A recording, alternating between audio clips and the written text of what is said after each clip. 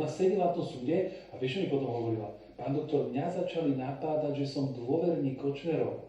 Však im to vysvetľoval, ste im to aj vy, že ja som za verejnosť. Chápeš? Ju začali napádať, ja som bol tak rád, že to zažila na vlastnej koži. A toto bol ten moment, kde iní advokáti povedali, vieš, každý sa teší o chvíľu, že to je párová sračka a konečne ten kokot dostane na piču, lebo je Mercedes medzi kokotmi, vieš. A teraz, vieš, a zrazu, ja som im to hovoril, dneska sa hrá, vieš, dneska sa musí vyhrať veľká kauza, dneska sa hrá o očistec. No keď padne očistec, on zle hovorí o Kovačíkovi. Ja som ti to hovoril vtedy, ja poznám Čapu Demetera, ja poznám Zemana, ja poznám Petrova, ja v týchto sračkách som od začiatku. A proste on nemal s Kovačíkovým prípadom nič, pamätám, som si to hovoril, že to spájajú na koko.